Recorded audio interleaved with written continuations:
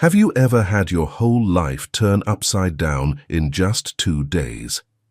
24-year-old Layla Martins, a Pilates instructor in Brooklyn, was standing at her tiny apartment window trying to figure out how she was going to stay on her feet, how to pay her credit card bill, how to make it to the end of the month.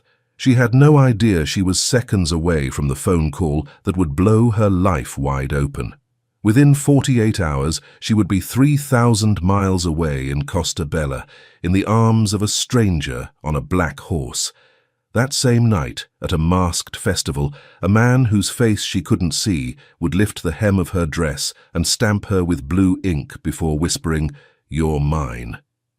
Before the week was over, she would be attacked, find herself surrounded by flames in a burning vineyard, and discover that everything she thought she knew about her father and her past was a lie. But right now, Layla was just staring out that Brooklyn window, worrying about money, keeping her life small on purpose, no serious relationships, no risks, no men she actually let close, convinced that staying in control was the only way not to get hurt. Right up until her phone started ringing, she hesitated, then answered. "Ms. Martins, this is your father's lawyer, Jose Silva. I'm sorry to inform you that your father passed away 3 days ago. My condolences. We need you to come to Portugal within the next 2 days. I'll send your plane ticket right away." Welcome to Stories That See You. Before we begin, tell me in the comments where you're watching from. I love seeing where my stories travel, and if this story pulls you in, please don't forget to hit the like button and subscribe for more. The train to Costa Bella rattled through Portuguese wine country at 6 in the morning, and Layla pressed her forehead against the window, watching vineyards blur past in endless waves of green and gold. 11 hours of travel behind her, New York, to Lisbon, to this coastal town she'd never heard of, until a lawyer called 2 days ago saying her father was dead and she'd inherited something. Francis Martins, a man she hadn't seen since she was 9.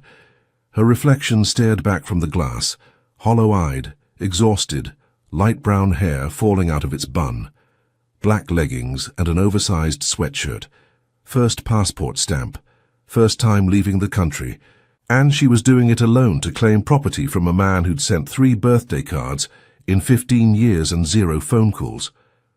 Why did he leave? The question had haunted her since childhood. Why didn't I matter? The landscape shifted outside, vineyards climbing hillsides in perfect rows. Wine country. Her father had lived here, built a life here while she'd grown up in a cramped New York apartment. Suddenly, a movement caught her eye, and Layla's breath stopped. And that was when he saw him. A horse, massive and black as midnight, racing.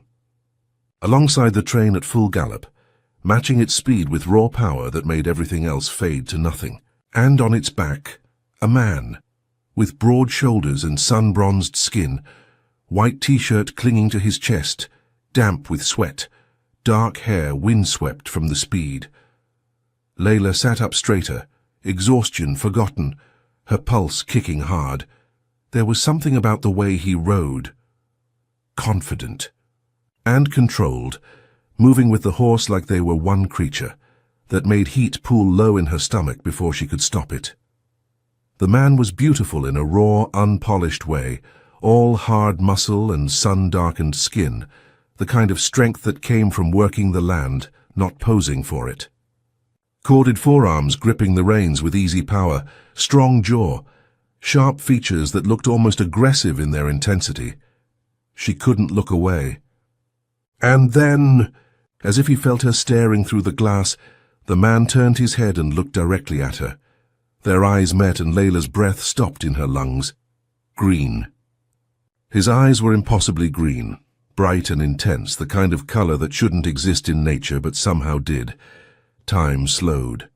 The world narrowed to just the two of them, her pressed against the window with her palm flat against the glass, him racing alongside on that massive horse, and something electric crackling between them that made her heart hammer. "Who are you?" The thought came desperate and unbidden. 1 second stretched into 2. Then 3. Then the train pulled ahead, gaining speed, and he was gone. Layla exhaled shakily, her hand still pressed against the window, her pulse racing for reasons she didn't want to examine.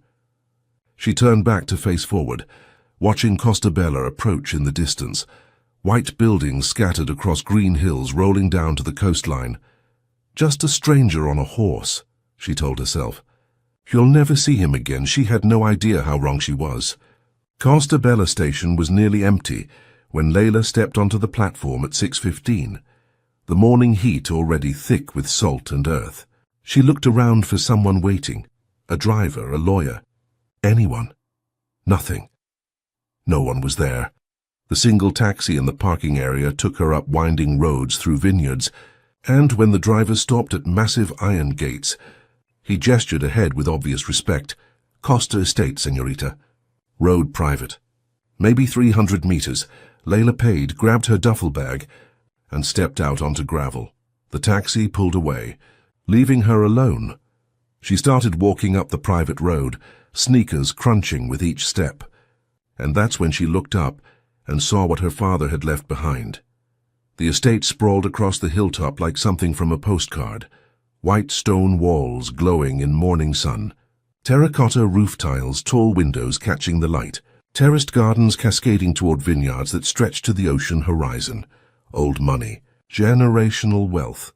This is what he chose, Layla thought, her chest aching.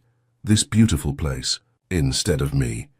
She'd made it maybe 50 meters when she heard hoofbeats. Growing louder. Fast. Layla turned, and her breath stopped completely.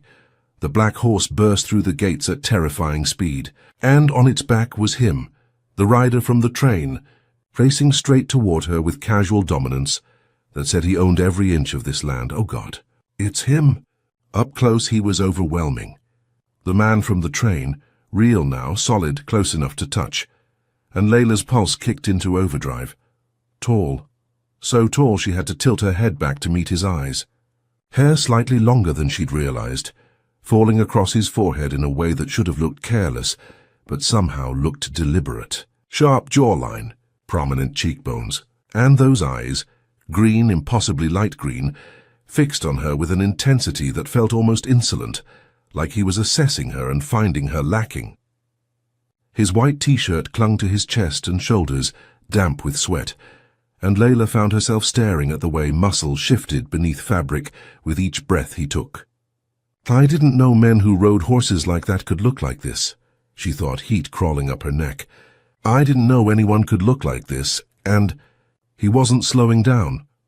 Layla took a step backward as horse and rider closed the distance, and her heel caught on the edge where gravel met soft earth. Time fractured, her balance tipped, arms windmilling. World tilting. Then cold water hit her like a slap, stealing her breath. She'd fallen into a shallow irrigation channel, and pain exploded across her hip and both palms when they hit the rocky bottom. Water soaked through her leggings in seconds. Shockingly cold despite the morning heat. Layla sat there in the muddy ditch, stunned, staring at her hands where blood was beginning to well from a dozen small cuts. The hoofbeat stopped. She looked up through dripping hair, water running down her face, mud streaking her sweatshirt, and found the rider staring down at her from his horse. His expression was completely unreadable. Not concerned, not amused, just coolly assessing. My horse doesn't like you, he said, his voice deep and accented and so matter-of-fact that for a second Layla thought she'd misheard him. What? The word came out sharper than she'd intended, shock cutting through the pain. He reached forward to stroke his horse's neck with surprising gentleness, a softness completely absent from his face when he looked back at her. Minha, she's usually very calm. His gaze dropped to her bleeding hands. You must have startled her. Heat flooded Layla's face, the burning, mortifying kind. I startled her. Her voice climbed despite her efforts to stay calm. You rode straight at me. His hand stilled on the horse's neck, and for a moment he just looked at her sitting in the muddy water. Your hands are bleeding, he observed, still in that maddeningly calm tone. Yes. Thank you, I noticed, Layla shot back, trying to push herself to standing. Her scraped palm hit another rock, and she hissed in pain, dropping back into the water with a splash. "Don't move." His voice left no room for anything else. "Stay there, command, not request." He dismounted in one fluid motion and stepped into the ditch. Orders from a stranger, and her body obeyed. He bent toward her, close enough that she could see water droplets on his tanned forearms, close enough to catch his scent, salt and sun and leather and something darker that made her stomach clench. He reached for her without asking, one arm sliding under her knees and the other supporting her back, and then he was lifting her out of the water with effortless strength. Suddenly she was in his arms, pressed against his chest. Her hands had nowhere to go except his shoulders. Heat radiated through his damp t-shirt. His heart beat steady and strong beneath her palm. Layla found herself staring up at him from far too close, and she could see everything now. The stubble along his jaw where a thin white scar cut through in a clean line, disrupting the two-day scruff, the flecks of gold in his impossibly green eyes. God, he's strong, she thought, her fingers tightening on his shoulders involuntarily. She'd never been this close to a man before, not really. Her mother had raised her alone, teaching her that men left, that they couldn't be trusted. A few college flirtations had never felt like this, had never made her hyper-aware of heat radiating through damp fabric, of solid muscle beneath her palms. What's wrong with me? She wondered desperately. I don't even know his name. He carried her up the slope to the gravel road and set her on her feet, but his hand stayed at her waist, steadying her. "The estate is 300 meters ahead," he said, his voice low and rough. "You can't walk there with your hands like that." "I'll be fine." Layla started to protest. "You'll ride." He turned toward his horse. Not a request, a statement. "Your bag will be collected." "I've never ridden a horse before," Layla admitted, hating how uncertain she sounded. Something that might have been amusement flickered across his face before his expression hardened again. "All you have to do is hold on to my waist." His gaze held hers with an intensity that made heat curl low in her stomach. "I assume you can manage that." Before she could respond, he was mounting the horse with effortless grace, then reaching down with one hand extended in clear expectation. "Come." Layla stared at his outstretched hand for a long moment, her wet clothes clinging to her skin, her palms stinging, her pride somewhere at the bottom of the irrigation ditch. She took his hand. His fingers closed around her wrist, carefully avoiding her scraped palm, and he pulled her up behind him with ease. Suddenly she was on the horse's back, pressed against him, her hands hovering uncertainly near his sides. The man turned his head, that insolent green gaze locking onto hers.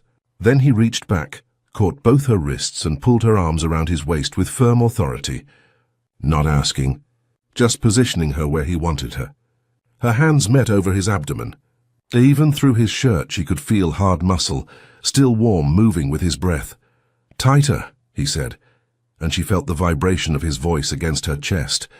"Minya moves fast." The horse surged forward before Layla could process the warning, and her arms locked around his waist with desperate strength. The world blurred around her, vineyards and stone walls and morning sun bleeding together, and all Layla could do was hold on. Her cheek ended up pressed against his shoulder blade, and she could feel his heartbeat through his back, could smell salt and leather and something masculine that made thinking difficult. Heat seeped through her wet clothes. Her body slid against his with every stride the horse took beneath them. A tremor ran through her, not from cold but from something else entirely. Her skin tingled where they touched, a crawling sensation that made her hyper-aware of every point of contact. She tried to steady her breathing, but it came faster, shallower, completely beyond her control. "What's wrong with me?" She wondered, panic mixing with something darker. What is this feeling? But she didn't pull away. Her hands gripped tighter. Her body pressed closer. The horse slowed as they reached a courtyard paved with cobblestones, hooves clattering loud in the morning quiet. He dismounted, then turned to help her down, his hands finding her waist with confident possession. He lifted her from the horse and set her on the ground, but his grip stayed firm, steadying her. Layla found herself staring up at him from far too close, her breathing uneven, her body still humming from the contact. "Who are you?" she finally managed to ask. her voice shakier than she wanted. His green eyes held hers, unreadable and intense. "Andre Costa," he said. And there was something in the way he said it, like the name should mean something to her. "You're standing in front of my house." Layla's stomach dropped. "Your house?" "Costa Estate," Andre corrected, his voice going colder. "Francis Martins was my stepfather." He paused, his jaw tightening. "Which makes you Layla." His gaze raked over her face. "My stepsister?" "The daughter who never visited, who never called, who never even cared enough to come when he was dying." The words hit like a physical blow. Layla took a step backward, his hands falling away from her waist. "I didn't—" Shock stole her breath. "That's not fair," Layla managed, her voice breaking. "He's the one who left. He's the one who never called." "Save it," Andre Costa said flatly. He was already turning away, gathering his horse's reins. "My mother is expecting you, and try not to drip blood on the antique floors." He walked away, leading the horse toward the stables, leaving Layla standing there soaked and bleeding and furious. The daughter who never visited, never called, never cared. His words echoed in her head like accusations she couldn't defend against. "He's blaming me." Anger burned through her chest, for not caring about the father who never called, who never visited, who abandoned me when I was 9. Of course it's easy for him to love Francis Martins. He got to have him. He got the father I should have had. Her hands curled into fists despite the pain, and she felt fresh blood seeping from her scraped palms. The massive wooden doors opened, and a woman appeared on the threshold, mid-50s, elegant even in simple black mourning clothes. Blonde hair swept back from a face that must have been beautiful once, and still was in a quieter way. But it was her eyes that made Layla's breath catch. Green, strikingly green, the exact shade Andre had inherited. "Layla." The woman stepped forward, her voice warm and accented, concern flooding her features. "You must be Layla, yes? Oh, querida, what happened to you? Come inside." "Helena Costa," Layla realized. "My father's widow." "I fell," Layla managed, her voice barely above a whisper. "Your son's horse—" "Andre," Helena said. And there was something in her tone that was part exasperation, part affection. She wrapped an arm around Layla's shoulders, guiding her through the doors into cool darkness that smelled like furniture polish and jasmine. "Come, querida. Let's get you cleaned up." Layla let herself be led inside. "This isn't home," she thought numbly. "This is where my father replaced me." And the man who just called her heartless was the son her father had raised in her place, the man whose arms she could still feel around her, whose scent still clung to her wet clothes, her so-called stepbrother, and she'd have to face every day for the entire week. The entrance hall opened before Layla. Pastel yellow walls, weathered wooden shutters, blue and white tiles worn smooth by generations. But it was the walls that made Layla stop breathing. Family portraits stretched back generations. And there, in photo after photo, Francis Martins, her father, standing with Helena at their wedding, a teenage Andre beside them. At a harvest dinner years later, his arm around Andre, who'd grown into the sharp-featured man she'd just met, raising a glass with both of them, all three smiling. Layla's throat tightened as she stared at the life he'd built without her. Helena's hand squeezed her shoulder gently. "Come, querida." Helena led her to a sunlit sitting room and gestured to a chair near the window. "Let me see your hands." Helena cleaned the cuts with practiced efficiency, her touch gentle but her eyes sad. "You are Francis's memory," she said softly, wrapping gauze around Layla's palm.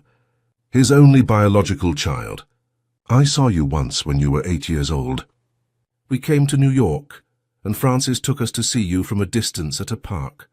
Her fingers paused, and she looked up with tears glistening. "I wish we could have had more time together."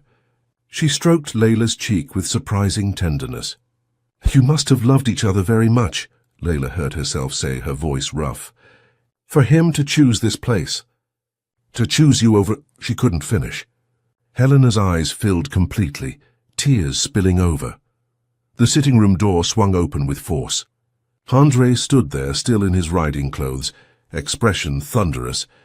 His eyes moved from his mother's tear-stained face to Layla. "Mom, I'm heading out to check the vineyards," he said, voice clipped. "Why are you crying?" Then he turned to Layla. "What did you say to her?" Shock cut through Layla's exhaustion. "Excuse me." She pushed herself to standing, anger flooding her veins. "You've been rude to me since the moment I arrived. What exactly is your problem?" André took 2 sharp steps toward her, his body radiating tension. "André, querido," Helena said quickly, moving between them. "You're upset. You're grieving. And Layla is exhausted, please." André's jaw worked, his gaze fixed on Layla with an intensity that made her pulse race. Then he stepped back abruptly. "I'm leaving." He turned and strode out without another word. Layla released a breath she hadn't realized she'd been holding. "Thank you, Helena," she managed. "But I think I should go to a hotel." "No." Helena's hand closed around Layla's wrist, surprisingly strong. "This is your home, too. Your father wanted you here." She squeezed gently. "Come, you need to rest. Katia will show you to your room." A young woman appeared, mid-20s, dark hair in a ponytail, friendly smile. "Katia, this is Layla," Helena said. "Show her to the blue room, please." "Of course, Senora Helena." Katia smiled warmly. "Come with me, señorita." As they climbed the curved staircase, Helena called after them. "Layla, tonight is Costa Bella's summer festival, Noite das Máscaras, the Night of Masks." Layla paused, turning back. "What does it mean?" Helena's expression softened. "It's about leaving your sins and secrets with the sea. There's an old saying, hide your face but speak your heart. During the festival you wear a mask and tell truths you wouldn't speak otherwise." She smiled slightly. What's said behind a mask doesn't count as sin the next morning. "Hide your face but speak your heart," Layla thought as they reached the 2nd floor. What a dangerous tradition. Katia led her down a hallway and opened a door at the end. "Your father spoke of you often with such longing." She gestured inside. "This is our blue room, the most beautiful guest room. But you're not really a guest, are you?" The room was lovely. White walls with soft yellow accents, an ornate 4-poster bed draped with delicate netting. Katia laughed. "Mosquitoes. The netting helps." Layla looked around. "Why is it called the blue room?" "There's nothing blue here. Blue was your father's favorite color," Katia said softly. The name just stayed. Something twisted in Layla's chest. Another small piece of a man she'd never really known. Another reminder of everything she'd missed. She cleared her throat, pushing the feeling down. "Does André live here too?" she heard herself ask. "Yes, in the other wing." Katia gestured vaguely toward the opposite end of the hallway. "How old is he?" Layla heard herself ask, trying to sound casual. Katia's smile widened slightly. "Senor André's birthday is in 2 weeks. He'll be 35. Layla rolled her eyes. "A bit old to still be living with his mother." Katia laughed. "Senor André runs everything. The hotel, the vineyards, the wine production. This is his home and his life." She paused. "He's stern sometimes, but he's a good man." "I won't be staying long enough to find out," Layla said. Katia's smile faltered, but she didn't push. "If you need anything, call for me." Layla stopped her at the door. "Katia, wait. This festival tonight, what is it exactly?" Katia's face lit up. She sat on the bed, bouncing slightly. "Señorita Layla, I wait all year for this. Everyone dresses elegantly. But the best part?" She leaned in. "We all wear masks that cover the entire face. And at the waterfront, there are bowls of rice stamps with azulejo ink. When people are drawn to each other, they press stamps onto each other somewhere hidden."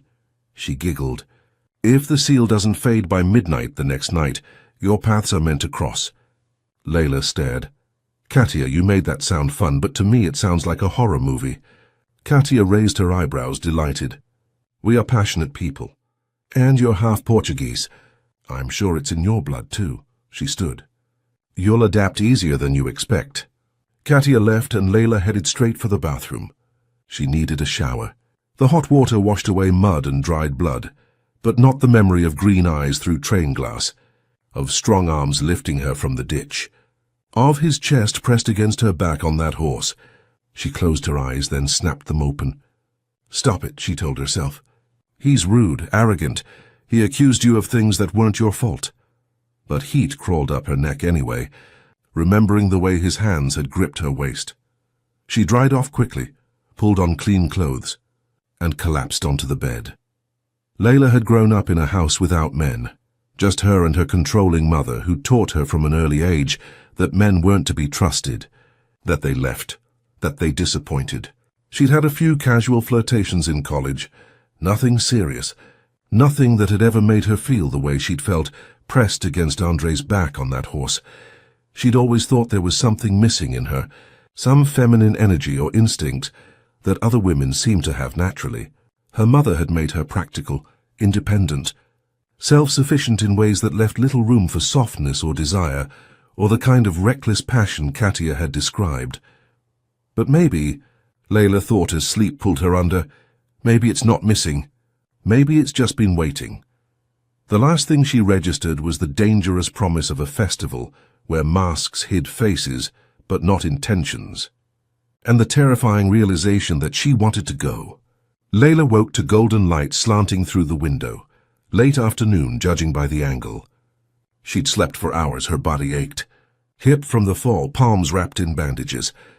For a moment she couldn't remember where she was. Then she saw it, the black mask, sitting on the nightstand beside the bed, delicate and ornate, designed to cover everything except her mouth and eyes, and when she turned her head, she found a dress hanging on the wardrobe door that made her breath catch. Black lace, long with a deep slit that would reach her upper thigh, off-shoulder sleeves that would leave her arms half bare, a neckline that plunged lower than anything she'd ever worn in her life. They expect me to wear that? She thought, staring at the dress with a mixture of disbelief and something that felt uncomfortably close to curiosity. This place is so strange. I want to go home already. But even as the thought formed, she found herself standing and crossing to the dress, her fingers brushing the delicate lace. And she couldn't deny that some part of her, some part she usually kept buried under oversized sweatshirts and practical leggings, was intrigued. She pulled on the dress with trembling hands, and when she looked in the mirror, barely recognized herself. The slit exposed nearly her entire left leg. The lace covered her, but somehow made her feel more exposed. Black lace gloves, delicate, reaching just past her wrists, completed the look in a way that felt both elegant and dangerous. Her damp hair fell in waves darker than usual, and without makeup her freckles stood out across her nose and cheeks. She picked up the mask and secured it carefully, the ribbons tying behind her head, and suddenly her entire face disappeared except for her mouth and her big hazel eyes, and Layla felt something shift inside her, some small loosening of the tight control she always maintained. Barefoot, Layla descended the curved staircase and found Katia in the entrance hall, practically vibrating with excitement in a red dress that hugged her curves, her own mask dangling from her hand. "Señorita Layla, I was waiting for you." Katia's smile was brilliant. "I'll walk with you to town. Señora Helena and Señor Andre left early. They're sort of the town's hosts, so they have to greet people." She held out a pair of elegant heeled sandals. "Your shoes." Layla stared at the heels with something like horror. Heels? Katia shrugged, unbothered. Nothing else would work with that dress. Señora Helena chose them. "I checked your size." "Fine," Layla muttered, slipping her feet into the sandals and trying not to think about how she was going to navigate cobblestone streets in these things. They left through the main doors, and within 5 minutes of walking the stone-paved road that led down toward the waterfront, the music grew louder, more layered, and Layla could see lights strung between buildings ahead, could see crowds of people moving through narrow streets, every single one of them masked. It looked like something from a dream, or maybe a fever. Hundreds of people in elegant clothes and elaborate masks, moving through the town like dancers in some collective choreography Layla didn't know the steps to. Katia turned to her with a conspiratorial smile. "Think of this as a way to connect with people you wouldn't normally approach.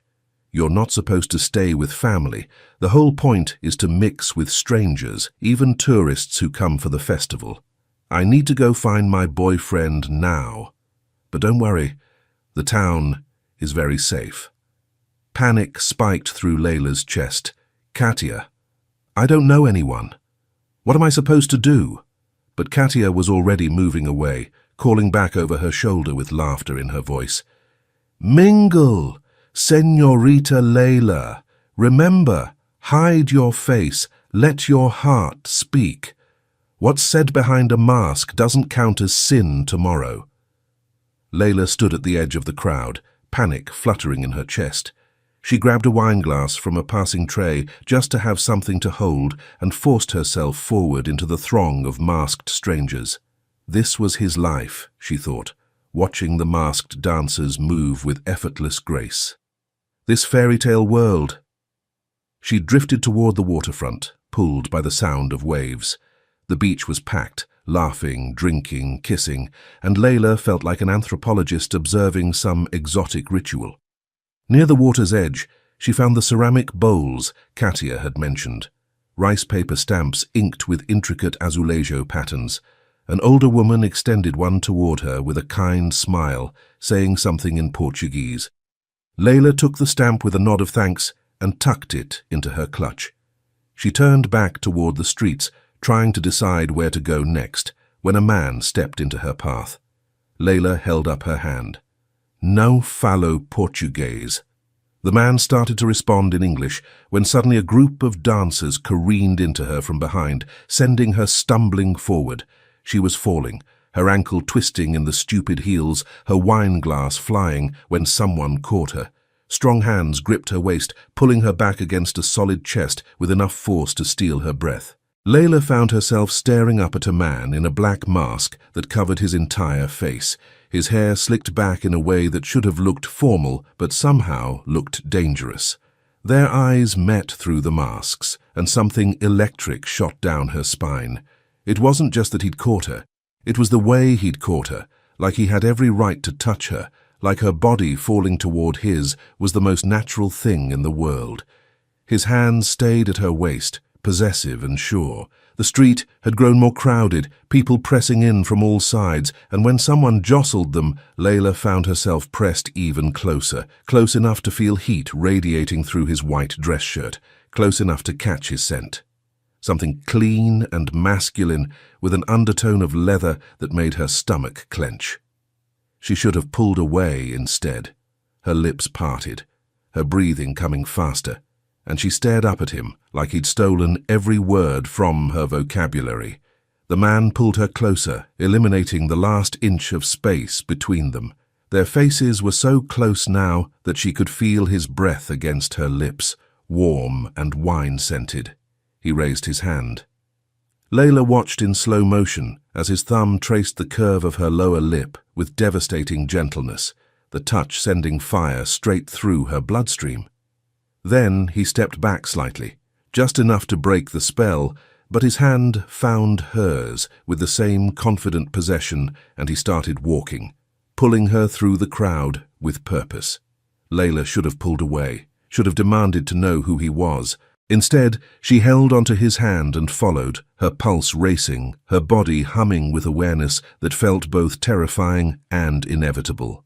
"What's happening to me?" she wondered as they moved through the crowd, but she already knew the answer. It had nothing to do with masks or festivals. It had everything to do with the way this stranger touched her, like he'd been waiting to do it, like her body was something he already knew. And God help her, she wanted to know where he was taking her. The man pulled her away from the main street, turning sharply into a narrow passageway, dark, deserted festival sounds suddenly muffled by stone walls. He stopped and turned to face her. Layla's heart hammered so hard she could hear it in her ears. He pressed her back against the wall with firmness that bordered on rough, but when he raised her arm above her head, pinning her wrist against the stone, his touch was careful, almost reverent. His other hand slid to the back of her neck. He leaned in close, lips near her ear, and whispered something in Portuguese, low and intimate and possessive in a way that made Layla's knees weak. She should have pulled away, should have demanded answers. Instead, she stayed silent, her rapidly rising chest, her quick breathing, the way her body trembled, probably telling him everything words couldn't. His hand moved to the slit in her dress, fingers slipping beneath the fabric and sliding up her bare thigh with agonizing slowness. A small sound escaped her lips, half gasp, half moan. "Oh God," she thought desperately, "what are you doing?" When his lips finally brushed against hers, she couldn't stop her body from arching toward him, couldn't stop her free hand from gripping his shirt, pulling him closer, even as her rational mind screamed this was wrong. His fingers continued upward along her inner thigh, higher than she'd ever let anyone touch, and that's when she felt it, the press of the rice paper stamp against her skin, warm and deliberate, high on her inner thigh, intimate and possessive. He'd marked her. He pulled back slowly, tortuously, and whispered against her mouth. "Você agora é minha. You're mine now." Layla bit her trembling lip and lifted the stamp she'd been clutching, her hands shaking as she raised it between them. The man loosened his tie with one hand, then started unbuttoning his shirt with deliberate slowness. Layla's fingers trembled as she reached for the third button, parting the fabric. She let her fingertips brush against his bare chest, warm skin over hard muscle, then pressed her stamp directly over his heart, holding it there. "Minha," she whispered. The smile that curved his lips was devastating, confident and sensual, and full of dark promises. He leaned close to her ear one more time, voice low and commanding, "Tomorrow, midnight, here." Then his hands slowly slid from her waist to her hips, and away completely. He stepped back, his eyes never leaving hers through the mask. He turned and walked away, disappearing back toward the festival, but not before he glanced back one final time. A promise in that look. Layla stayed pressed against the wall, her legs too weak to support her, her mind spinning. "Tomorrow, midnight, here," she thought wildly, pressing trembling fingers to her lips. "Did he say that?" She looked down at the stamp in her hand, an hourglass design in glowing blue azulejo ink. Then her fingers brushed against her inner thigh, where she could feel his mark burning like a brand, a heart-shaped key in the same glowing blue pressed into her skin. Tomorrow midnight she'd have to decide if she was brave enough, or reckless enough, to come back and find out who was behind the mask. And God help her, she already knew the answer. Layla wandered through the festival crowds in a daze, her mind spinning from the masked stranger and the wine, unable to focus on anything except the racing of her heart. "I came here because my father died," she thought wildly, stumbling in her heels. "A man I never knew. And on my first night here, I almost made love with a masked stranger in an alley." She pressed her hand to her forehead, trying to clear the fog. She needed to get back to the house before she did something even more reckless. When she looked up, she could see the Costa estate in the distance, lights glowing in the windows like beacons. She wanted away from the crowds, away from the music and wine and the dangerous pull of masks that made people forget who they were. The moonlit path stretched ahead, quiet after the chaos, and Layla was still thinking about the stranger, his hands on her waist, his thumb on her lip, the way he'd marked her, when she heard footsteps behind her. She froze, pulse spiking. Several seconds passed. When she turned around, she saw nothing but empty road and shadows cast by olive trees. "You're being paranoid," she told herself. "It's just the wine." She took a few more steps. Another sound, closer this time. Unmistakably footsteps. Layla held her breath, hands curling into fists as adrenaline burned through the fog of alcohol. Katia said this was safe, she thought desperately. She took one more step, and that's when she felt it, pressure against the back of her head, sharp and sudden, followed by pain that exploded through her skull like lightning. The last thing Layla saw before darkness swallowed her was the lights of the Costa estate burning in the distance, so close.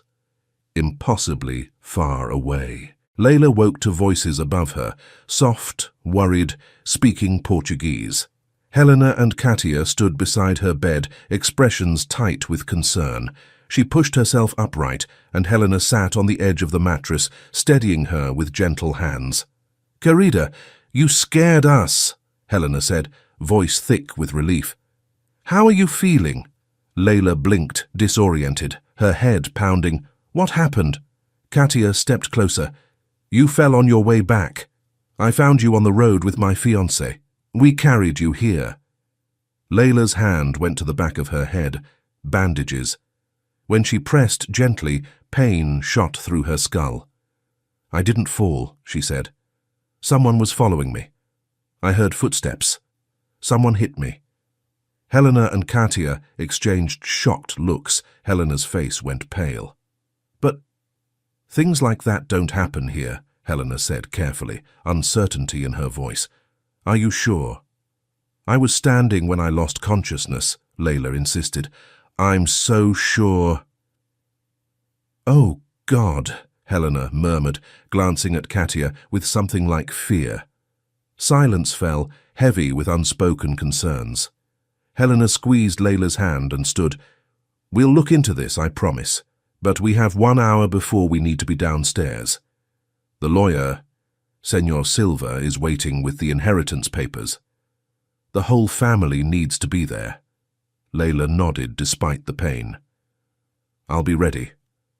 After they left, Layla sat in the quiet room, heart racing as fragmented memories crashed over her, the masked stranger's hands on her waist, his thumb on her lip, the promise he'd whispered. Then footsteps on a dark road, pain exploding through her skull. Someone had attacked her. On her first night in Costa Bella, someone had tried to hurt her. When Layla walked into the salon an hour later, she knew immediately she didn't belong. Everyone looked like they'd stepped out of a European fashion magazine, the lawyer in a charcoal suit, André in dark grey tailoring, 2 men in expensive suits, women in elegant black dresses. Layla tugged her oversized sweatshirt down over her leggings, feeling exposed. She was the outsider, and everything about her announced it. She took a seat as far from center as possible. When she looked up, André was staring at her, green eyes fixed on her face with an intensity that didn't feel remotely friendly. Helena broke the silence. "Francis's daughter Layla is with us today. We didn't have the chance to know her, but she's family. Francis's legacy." Her voice caught, tears shining. "Right," André cut in, voice cold. "The daughter who suddenly remembered she had a father once there was money on the table." Layla's head snapped toward him, anger burning through exhaustion.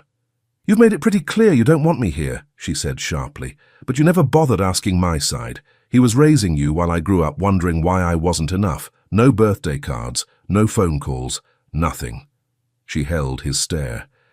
"So if I finally have a chance to know who he was, yeah, I'm taking it." Something flickered in André's expression, but his jaw tightened and he turned to the window. Layla wasn't finished. "Were you the one who came after me last night?" The room went dead silent. Helena gasped. "Layla, what are you—" André's head whipped around, genuinely shocked. "Came after you? What the hell are you talking about?" Helena's voice shook. "Someone attacked Layla on her way home from the festival. Katia found her unconscious." André stared at Layla like he was trying to see through her, his expression unreadable. The lawyer cleared his throat. "We need to get through this. Miss Martins, I'll look into what happened, but right now we handle the estate." He flipped open his portfolio. "Layla Martins, per Francis Martins' will. You inherit the villa in town, about 500 meters from here. Half the vineyard acreage that was your father's goes to you, the other half to André Costa. The wine brand is split, half to Helena Martins, the other half divided between you and André Costa. You also get your father's horse, Mora. This estate remains with Helena Martins and André Costa. The Bentley goes to André, and all of your father's bank accounts transfer to you. Silver looked up. Any objections? Layla felt something twist in her chest, grief and bitter irony. 48 hours ago I had nothing, she said quietly. So no, I don't have objections. Andre made a sound that might have been a laugh, zero humor in it. Yeah, I bet you don't. Layla stood abruptly. Where do I sign? Silver held up a hand. Miss Martins, there's a condition. Everyone turned to look at him. Layla's stomach dropped. What condition? Silver adjusted his glasses. To claim your inheritance, aside from the bank accounts, which transfer immediately, you're required to stay in Costa Bella for 30 days. Your father wanted you to spend time here before making decisions about selling. Layla took a step back. A month? I have a life in New York. She glanced at Andre, and I'm clearly not wanted here. Andre's green eyes fixed on her with predatory focus. Silver shrugged. Those are the terms. Sign and stay, or your share transfers to Andre Costa. Andre leaned back, and the smile that curved his lips was infuriating, smug and satisfied. Layla's hands shook when she picked up the pen, but she signed anyway, pressing hard enough to nearly tear the paper. Even if I have to stay 1 month, she thought furiously, I'm not giving you the satisfaction. She turned to Helena. I need a minute alone. Excuse me. She was out the door before anyone could respond, half running down the hallway, and by the time she reached the entrance, tears were streaming down her face. She didn't know where she was going as she hurried down the path away from the estate, just knew she needed to get away before she fell apart in front of strangers who already thought she was a gold digger. I have money now, she thought bitterly as her feet carried her toward the vineyard rows. Property. Assets. Everything except the one thing that mattered. She'd never known her father. Never gotten the chance. That arrogant bastard Andre had spent years with Francis, dinners, horses, working the vineyards side by side, while Layla had stood alone at every school play, every graduation, watching other girls run to their fathers and feeling the absence like a wound. And now she was stuck here for a month with people who didn't want her back inside. Helena moved to stand beside Andre, her hand resting gently on his arm. Andre? She said softly. Francis was her father too. Andre stood abruptly, his jaw tight. Mum, you know I don't have patience for opportunists. Helena tilted her head, her expression sad but firm. She's not Inez, querido. She's a 24-year-old girl who grew up without a father, and someone attacked her last night. She squeezed his shoulder. Go, make sure she's safe. Andre's expression didn't change, but after a long moment, he nodded and strode out. Minutes later, he was in the jeep, hands tight on the steering wheel, muttering under his breath. Another complicated woman. Just what I needed. 1 month of this. 1 month of you, Layla Martins. He accelerated down the dirt road, heading toward the vineyards. Layla was nearly running when she reached the estate gates, tears streaming down her face, breath coming in sharp gasps. Layla! She didn't stop. The sound of footsteps behind her only made her move faster. Layla, wait! A hand caught her arm, firm but not rough, and she spun around to find Andre standing there. Let me go. She tried to pull away. Not until you calm down. His grip gentled but didn't release. I know I've been hard on you. Hard on me? A bitter laugh escaped. You've made it clear I'm not wanted here. His hand fell away from her arm. Francis died in my arms, talking about you, missing you. His voice came out rough. Losing him has been hell, and I took it out on you. Layla's throat constricted. What are you talking about? When his illness got worse, we sent word. My mother called yours. His green eyes held hers. You didn't come. Shock rippled through her. She called my mother. Nobody told me. I had no idea. Andre went very still. You didn't know he was dying. I thought he forgot about me, that he moved on. Tears spilled over. He never called, never wrote. He tried, for years. Tension corded his neck and shoulders. But about 6 years ago, your mother made it clear you didn't want him in your life. He backed off, respected that. He paused. At the end, all he wanted was to see you. Stop, Layla whispered. Please. He was the best man I ever knew. Something in his expression softened. I'm sorry you didn't get to know him. She forced herself to look at him and found something different in those green eyes, understanding, maybe regret. Come on, he said. There's somewhere I need to take you. The metal gates groaned open and a sleek red sports car rolled through. Both of them turned. The car stopped beside them, and the woman who emerged made Layla's stomach drop.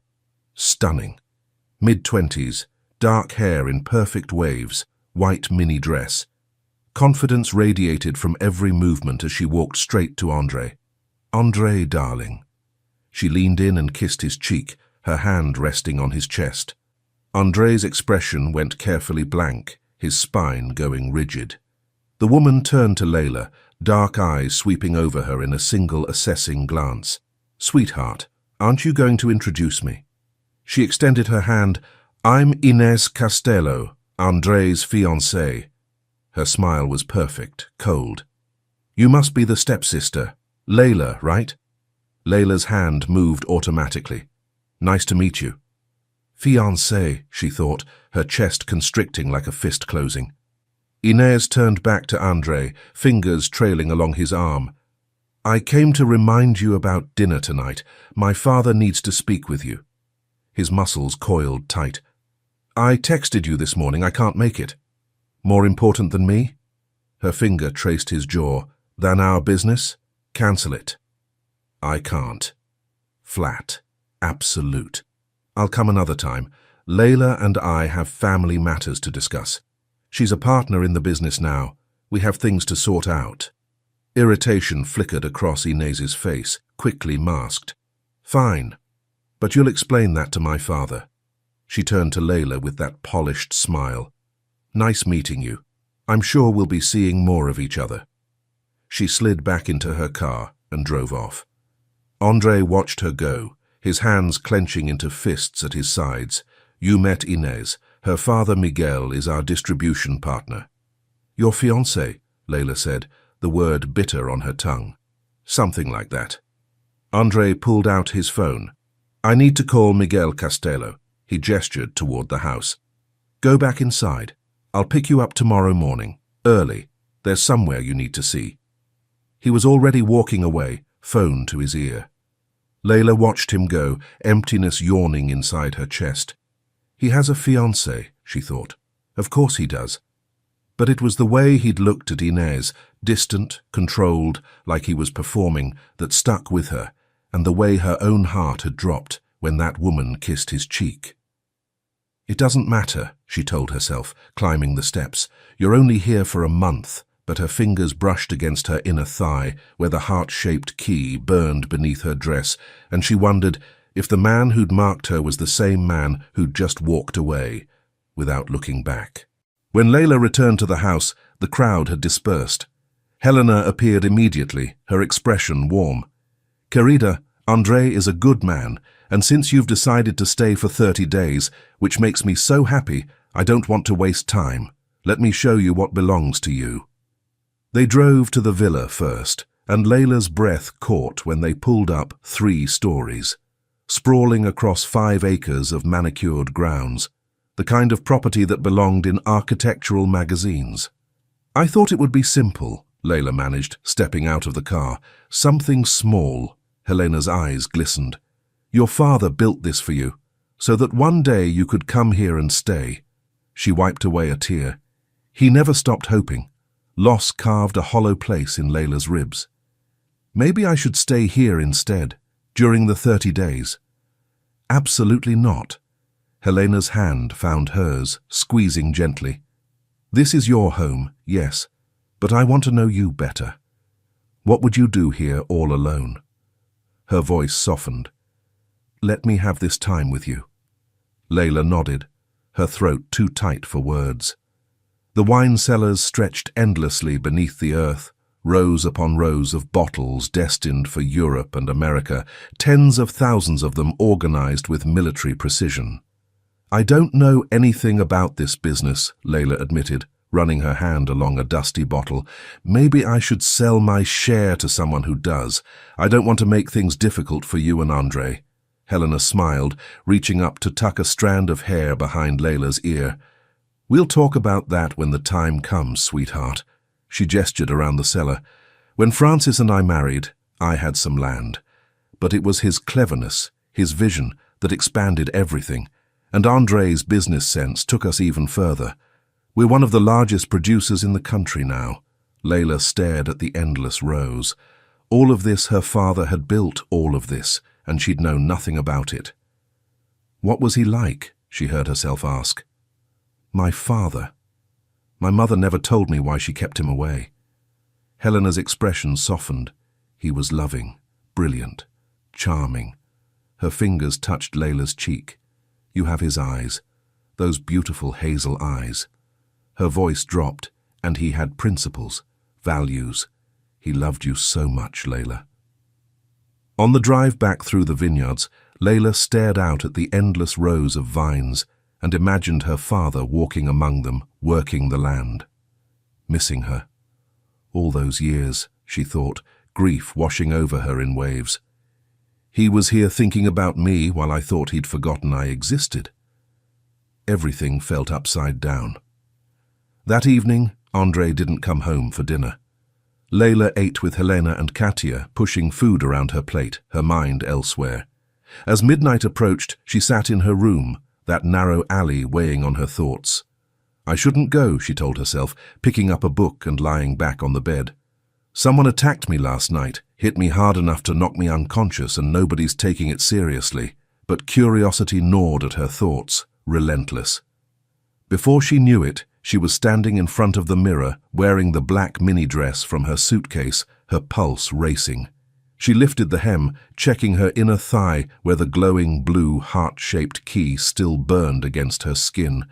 Anticipation built until she could barely breathe.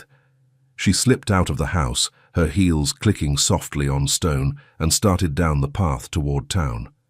But Andre's face kept appearing in her mind, those green eyes, the way his hands had felt on her waist when he'd steadied her. "Why does a man with a fiancé make me feel like this?" she wondered, her steps slowing. The masked stranger had marked her, had whispered promises in Portuguese, had made her body come alive in ways she'd never experienced.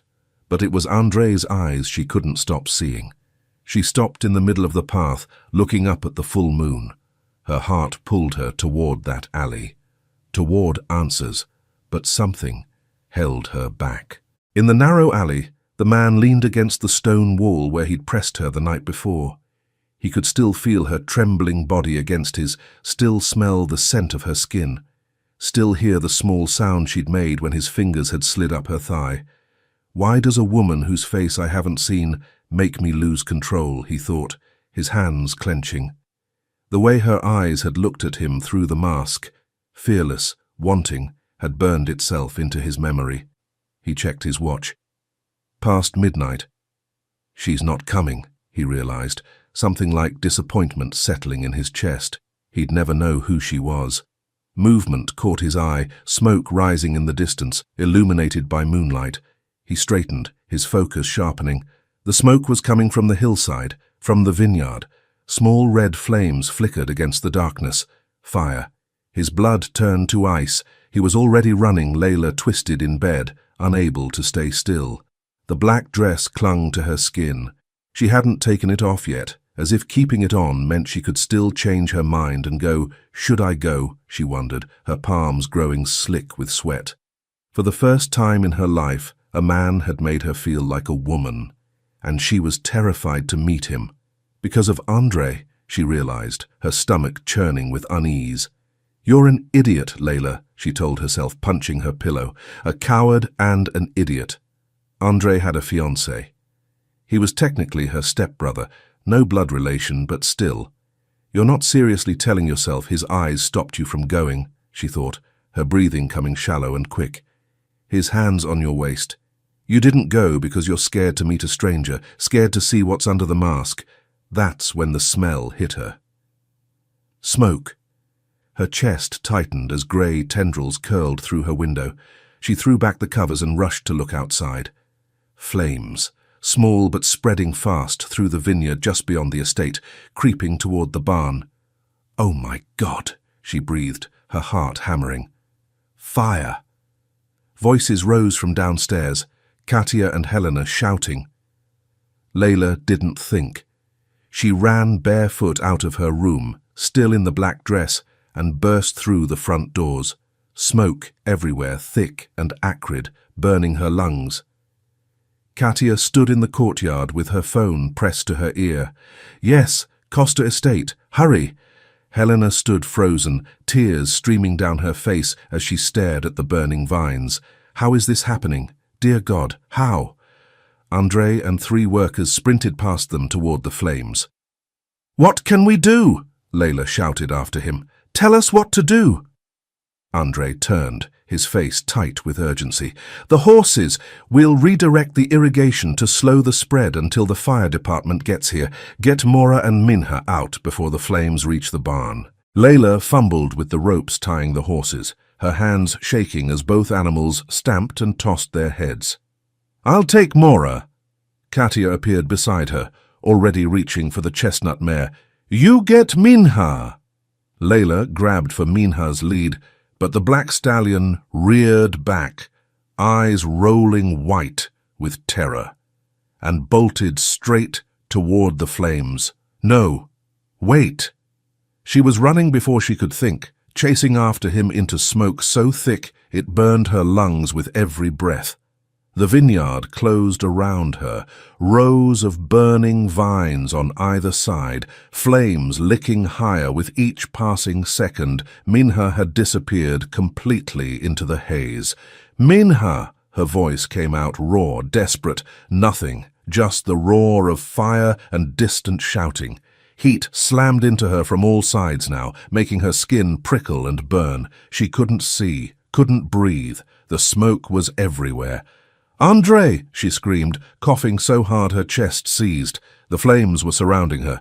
Then he was there, crashing through the fire like it didn't exist, his white shirt black with ash, his face streaked with soot. "Layla!" His voice cut through the chaos. "I'm here. Don't move." He tore his wet shirt off in one motion and wrapped it around her, pulling her against his bare chest.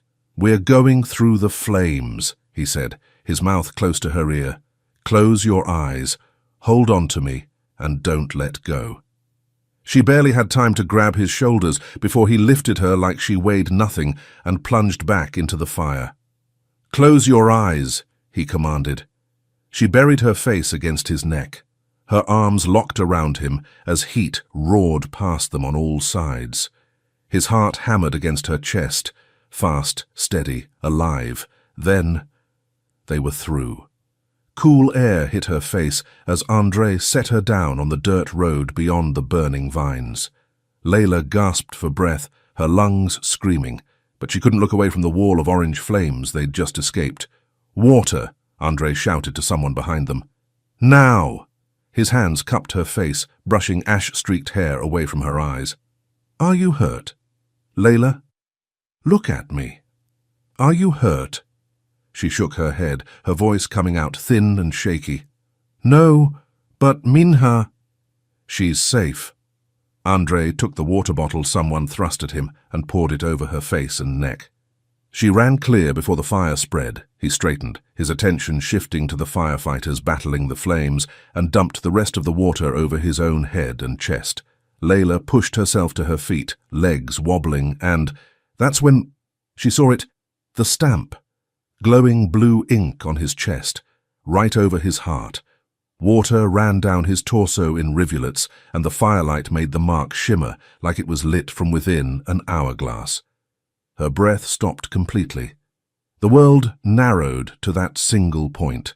The glowing blue hourglass pressed into his skin, identical to the one she'd left on the masked stranger's chest in that dark alley. No, she thought, shock short-circuiting her brain. It can't be. But there it was, undeniable. Andre turned back to her, his expression shifting when he saw where she was looking. "Are you okay?" he asked quietly. Layla's lips parted, but no sound came out. Andre's gaze dropped slowly to his chest, to the stamp burning there in brilliant blue, then lifted back to her face. Neither of them spoke. 10 seconds, maybe less. But in those 10 seconds, everything changed. Understanding dawned slowly, then all at once, his eyes, the way he'd touched her, the way he'd marked her.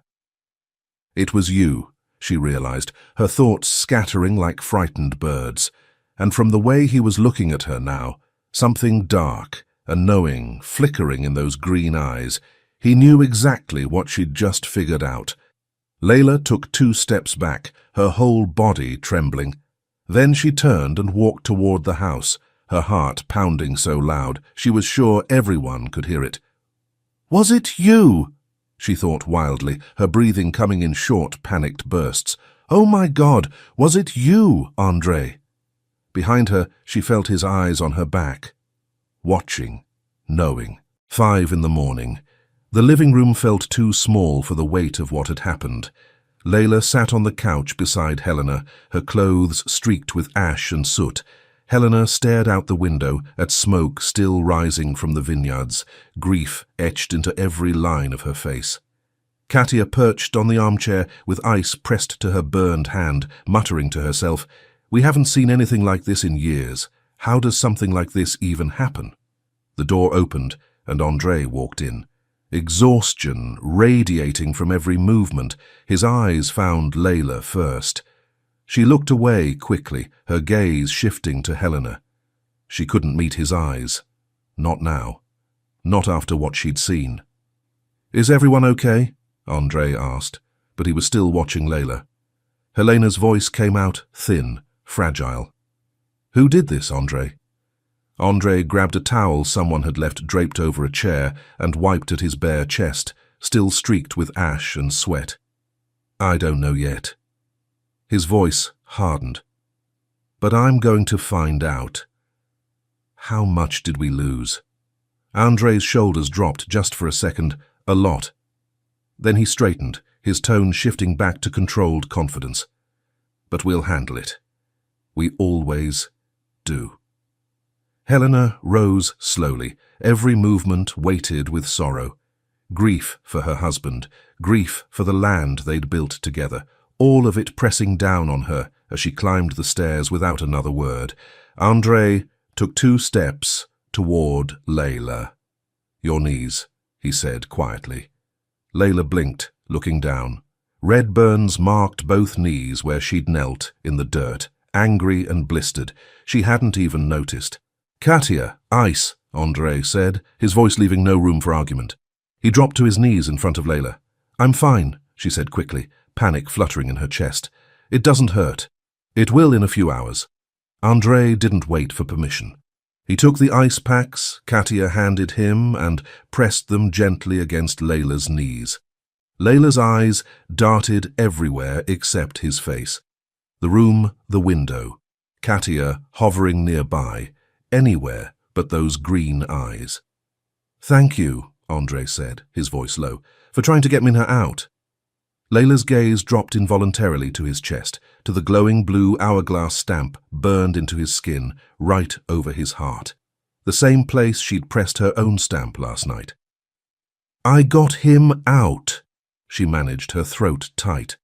"But he bolted, so I didn't really do much." A faint smile tugged at Andre's mouth.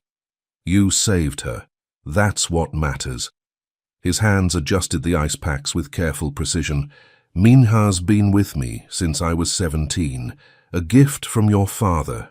He paused. "Just like Mora was meant for you." Layla swallowed hard, forcing her eyes up, and found Andre already looking at her. His green eyes, bloodshot from smoke and exhaustion, rimmed red from the heat, held hers with an intensity that made breathing difficult. There was something different in his gaze now. Something knowing. Andre shifted the ice packs higher on her thighs. "If fluid builds up, It'll get infected, he murmured, focused on the task. Layla's hand shot out, catching his wrist. I can handle the rest. Thank you. But Andre's fingers closed around her wrist at the same moment, stopping her. Then his other hand moved, sliding the ice pack higher, pushing the hem of her dress up with deliberate slowness. Everything happened in seconds. His fingers found it. The heart-shaped key stamp, glowing blue on her inner thigh, exactly where he'd pressed it 2 nights ago in that dark alley. Layla's breath stopped completely. Andre's eyes lifted slowly to hers. She couldn't look away this time. Couldn't move. Her lips parted, but no sound came out. His thumb brushed once across the mark. Light, testing, confirming what he already knew. I need to shower, Layla said, her voice coming out strained. She stood abruptly, nearly stumbling. And rest. It's been a rough couple of days. I'm not feeling well. Andre rose at the same time, his expression unreadable. Of course. Get some rest. Layla turned and walked towards the stairs, every nerve ending, screaming at her to run. Behind her, Katia looked between them, back and forth, and something clicked. Oh my God, she whispered, her eyes going wide. Then she spun toward the kitchen, a laugh bubbling up that she couldn't quite suppress. They stamped each other, she muttered under her breath, grinning as she disappeared through the doorway. Andre stood alone in the sitting room, his eyes tracking Layla's retreat up the stairs. His thumb still tingled where he'd touched the mark on her thigh. The heart-shaped key, the one she'd pressed against his chest while he'd been thinking about her lips, her gasps, the way she'd trembled when he'd marked her.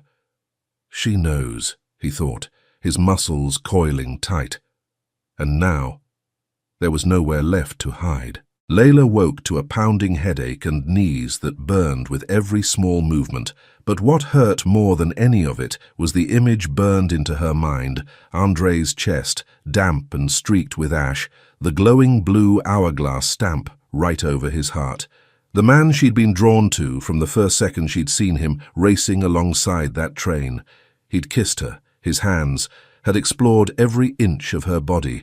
He'd marked her and claimed her as his. And she'd let him. Worse, she'd marked him back. And he has a fiancé, she thought. Fury burned hot behind her ribs. How do you stamp another woman when you're engaged? She muttered, throwing off the covers. What kind of man does that? A knock interrupted her spiraling thoughts.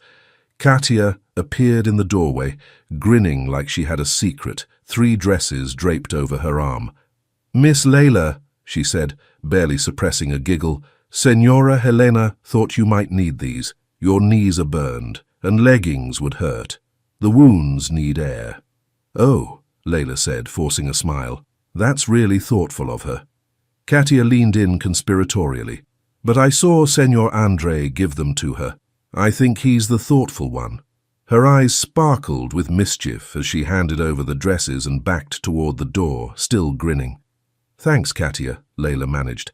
When the door closed, she stared at the dresses in her hands. He bought these for me? She wondered, her stomach churning with unease. No, stop. He's just trying to smooth things over. Being polite. She stripped off her clothes and pulled on the pale yellow sundress, then looked down at her inner thigh, where the heart-shaped key still glowed faintly blue.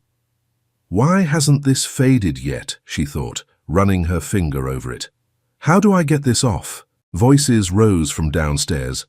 Helena's warm and welcoming, a man's deeper and unfamiliar.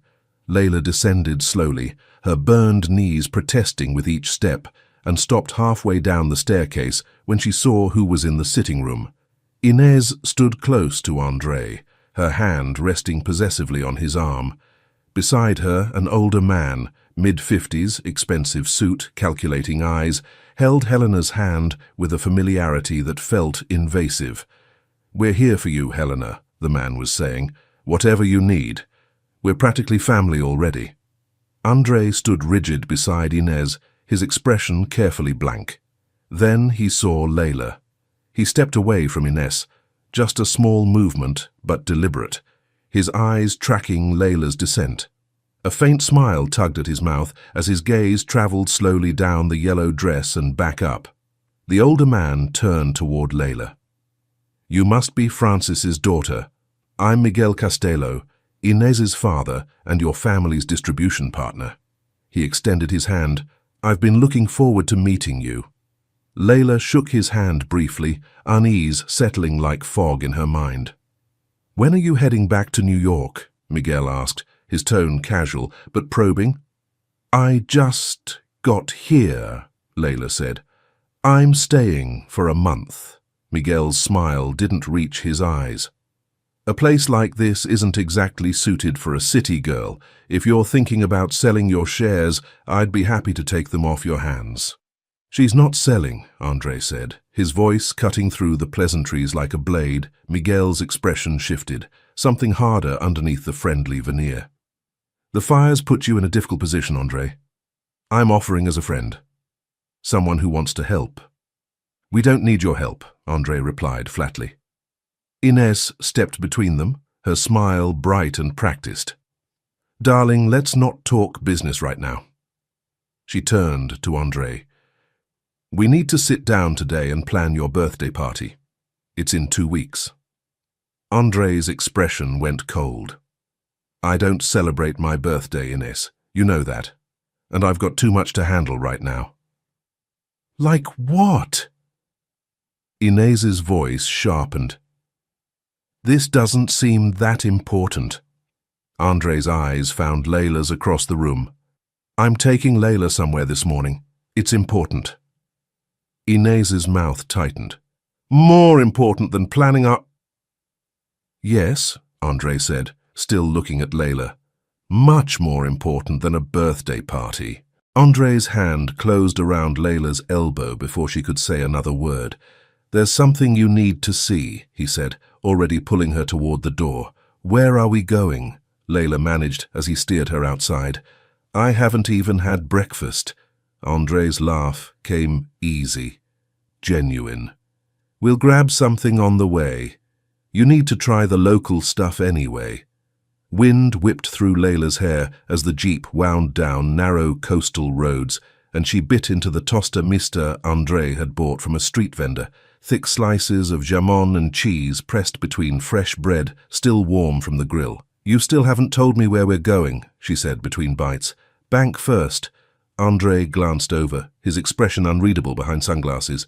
"We need to transfer your father's accounts into your name, then somewhere else, somewhere private." Layla's eyebrows shot up, but before she could ask, Andre's gaze dropped to her dress. "By the way," he said, a slow smile curving his mouth, "that dress looks really good on you." Layla rolled her eyes, heat crawling up her neck. "That's really thoughtful. Thanks." "Your fiancée had her arm around you 5 minutes ago," she thought, her stomach churning. "And now you're flirting with me." Layla bit her lip, her mind racing in circles. "Please don't bring up that night," she thought desperately, her palms growing slick with sweat. "Please, just let it stay buried." The bank manager slid papers across his desk with practiced efficiency. "Sign here, Miss Martins, and we'll complete the transfer of your father's accounts." He placed a statement in front of her. "This is your current balance." Layla's breath stopped completely. "What?" Her voice came out thin, disbelieving. $10 million. Shock rippled through her, making her hands shake. As she stared at the numbers, Andre leaned back in his chair, watching her reaction with obvious amusement. "He made investments for you over the years, wanted to make sure you'd be taken care of." Layla blinked rapidly, trying to process, "I'm rich, like actually rich." "Yeah." Andre's smile widened. "Almost as rich as the Costa family." Before Layla could process the numbers still swimming in her head, Andre was already standing, pulling her toward the door. "Come on," he said. "There's one more place." The jeep climbed higher into the hills, leaving the town behind until they reached a section of the estate Layla hadn't seen. dense with trees, isolated, hidden. André parked and led her through a narrow path between ancient oaks until they reached what looked like a cave entrance carved into the hillside. "What is this?" Layla asked, unease settling like fog in her mind. André glanced back at her, a faint smile on his lips. "You'll see." Inside, the cave opened into something completely unexpected. A wine cellar that looked like it belonged in a luxury magazine. Stone walls, temperature-controlled storage, elegant lighting casting everything in warm amber. André pulled a bottle from one of the racks and poured 2 glasses with practiced ease. "Drink," he said, handing her one. "This is your wine now. You're a partner in all of this." The wine was rich, smooth, expensive in a way Layla had never tasted before. Between the shock of $10 million and the alcohol warming her blood, everything felt surreal, like she was living someone else's life. André moved deeper into the cellar, stopping at a door Layla hadn't noticed. Inside was an office, leather chairs, a heavy desk, shelves lined with more bottles and journals. This was Francis's favorite place to work, André said quietly, crossing to the desk. He opened a drawer and pulled out a sealed envelope, turning it over in his hands before extending it toward her. "I promised him I'd give you this." Layla's fingers trembled as she broke the seal. Inside was a USB drive.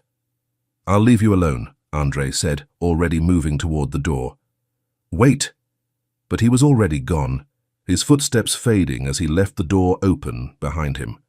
Close enough to hear if she needed him, far enough to give her privacy. Layla's hands shook as she inserted the drive into the laptop on the desk. The video loaded and there he was, Francis Martins. Her father thin, clearly ill, but his hazel eyes, her eyes, still held warmth. Still smiled even as his body was failing. "My darling girl," he began, his voice rougher than she'd imagined but kind.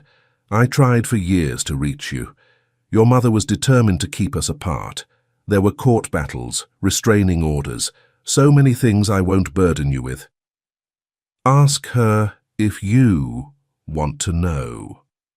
He paused, his expression softening. "I'm not trying to make you hate her, but I need you to know that missing you, being kept from you, it was the hardest thing I ever lived with." Tears blurred Layla's vision before she could stop them. "Knowing that after I'm gone, you'll finally get to know me through what I've left behind, that gives me peace.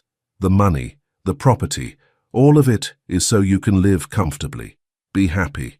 I've loved you every single day of your life, even from a distance." Her throat tightened around unshed tears, pressure building behind her eyes.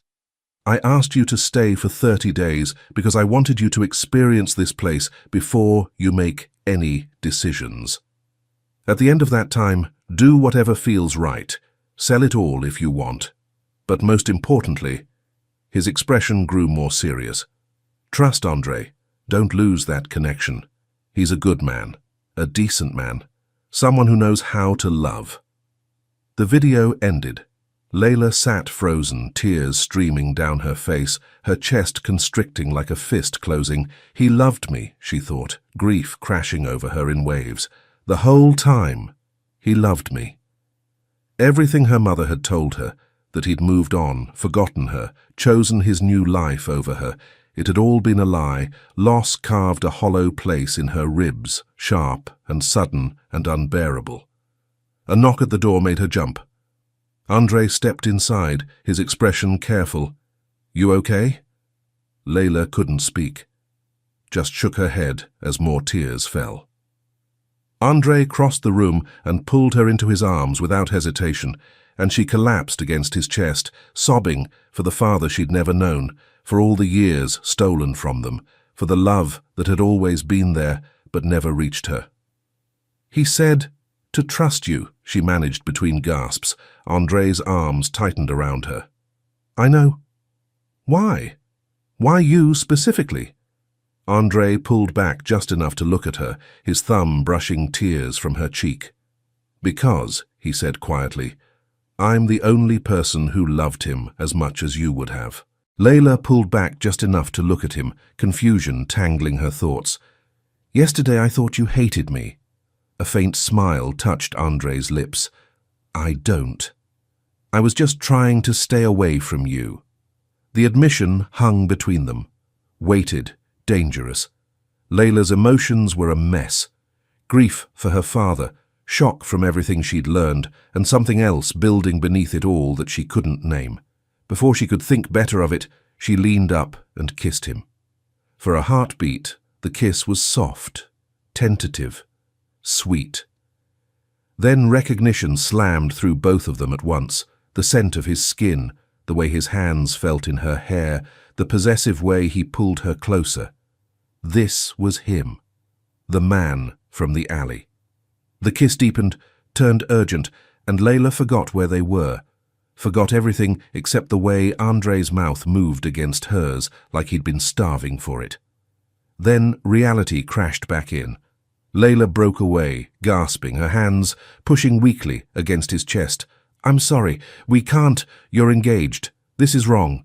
She took a step back, trying to put distance between them. Stay away from me. But Andre caught her wrist, pulling her back with controlled strength. It was you, he said, his voice rough. His free hand slid down to the hem of her dress, pushing the fabric up slowly. The woman who's been driving me crazy. It was you. His palm pressed against her inner thigh, right over the glowing, blue, heart-shaped key.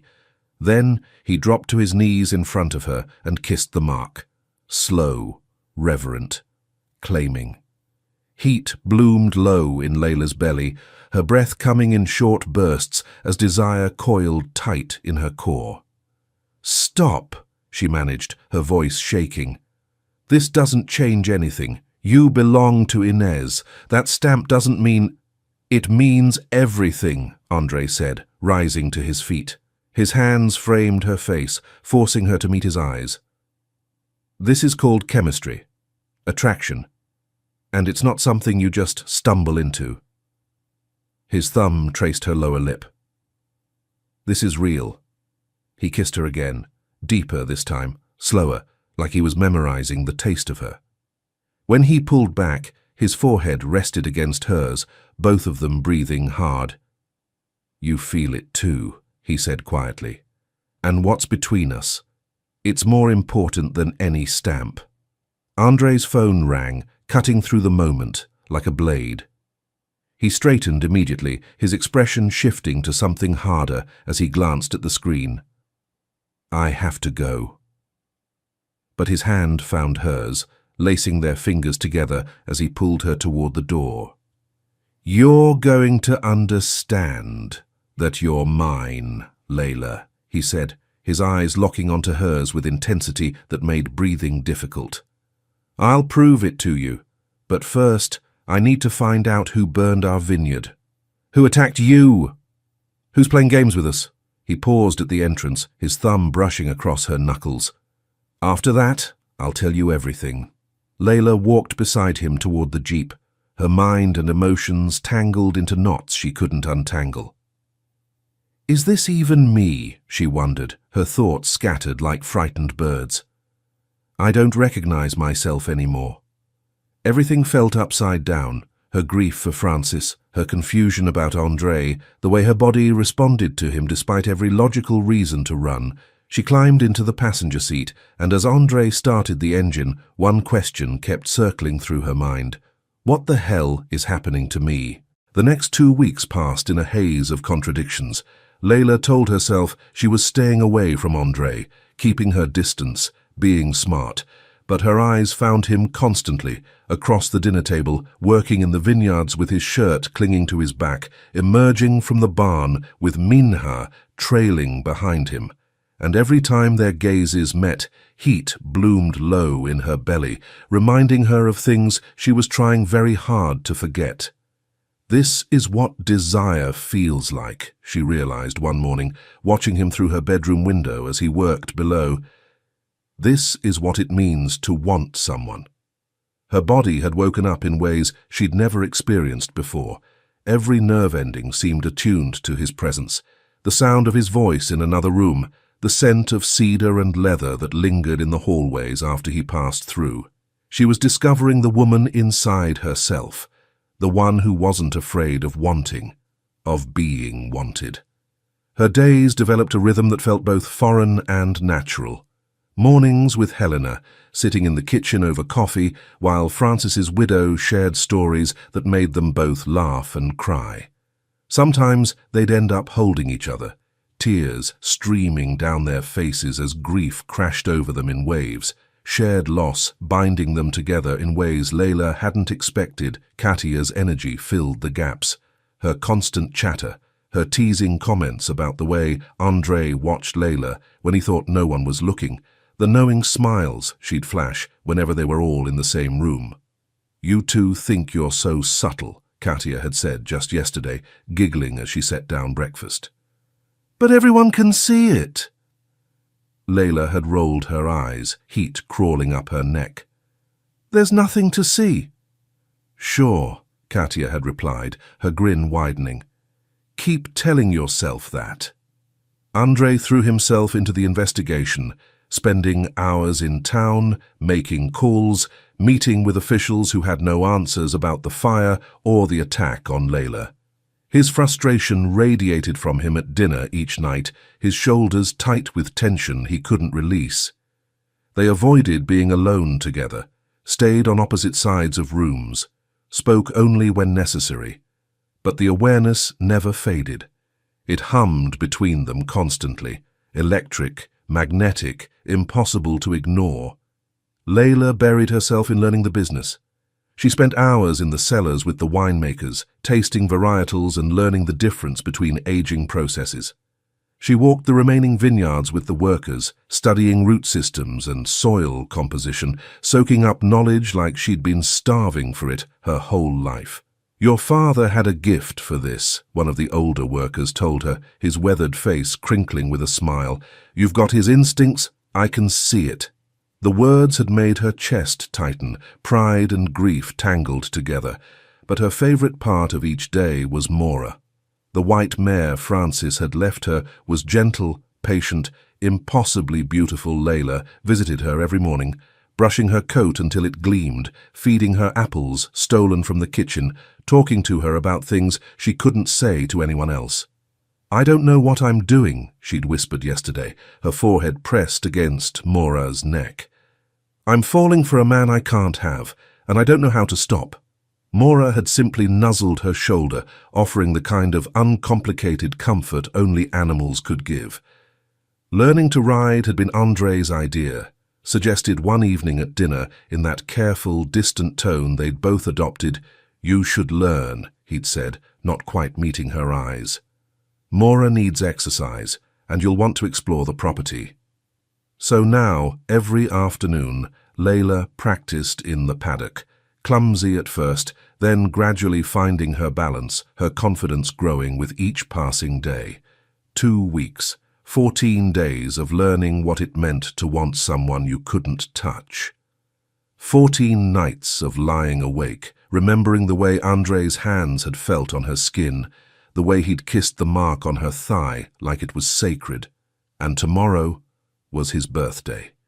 The party Inez had been planning despite his protests. The celebration that would remind everyone, including Layla, exactly who Andre belonged to. Layla was adjusting Mora's saddle when Andre appeared in the stable doorway, morning light silhouetting his frame. "You're up early," he said. They'd been avoiding each other for 2 weeks, staying on opposite sides of rooms, speaking only when necessary. But now he was here, and Layla's pulse kicked hard just looking at him. She wore a white dress scattered with tiny flowers, the hem hitting just above her knees, paired with worn cowboy boots Helena had found for her. Andre's gaze traveled slowly down her body and back up, a smile tugging at his mouth. "You look beautiful." "I like the dress." Layla bit her lip, her own smile breaking through. "I like your taste. You picked these out, didn't you? You can't walk around in leggings all summer." His eyes darkened slightly. "They look good on you. But this, you look more like yourself, more feminine." He moved closer, and Layla's breathing came shallow and quick. "Come on," he said, swinging up onto Mora with easy grace.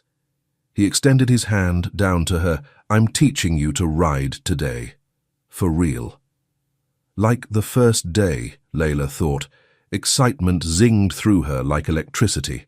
She took his hand, and he pulled her up, but this time he settled her in front of him instead of behind.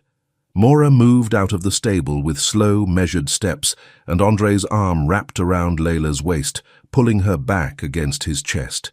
His other hand held the reins loosely. "Take the reins," he said quietly, his breath warm against her ear. Layla's hands closed over the leather straps. Then Andre's hand moved to the hem of her dress, pushing it up without hesitation. "I need to see your legs, your knees. You have to grip with your thighs. Feel Mora between your legs." Fire crawled up Layla's neck and across her face. His hands lifted her slightly by the waist, demonstrating.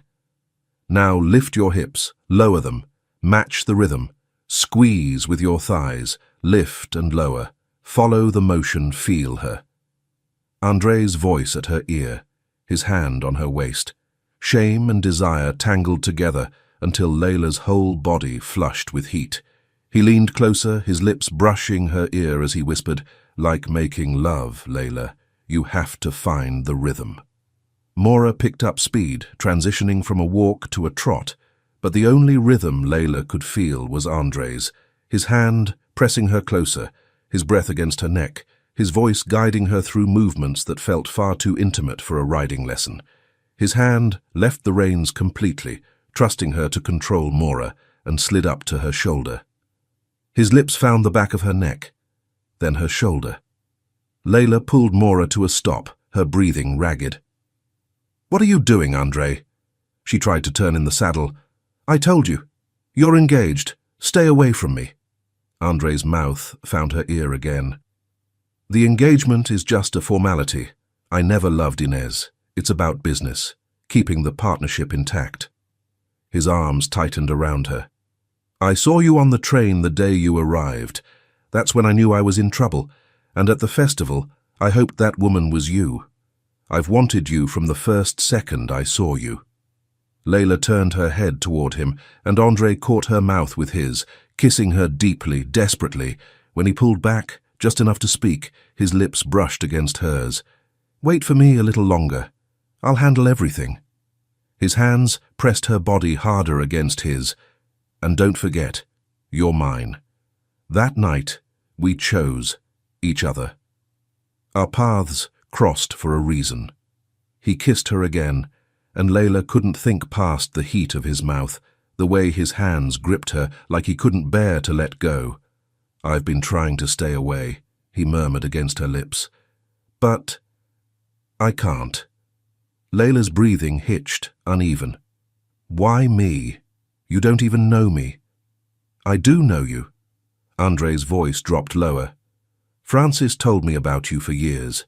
You broke your right arm when you were 10, climbing a tree.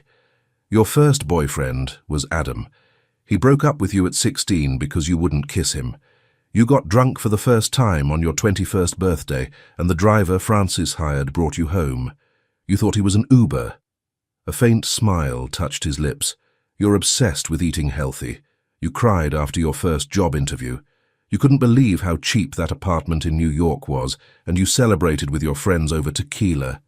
His hand came up to cup her face. Every detail. Even though he couldn't see you, he kept track. He protected you, and he told me everything. His thumb brushed her cheekbone. "I know you better than you think, Layla."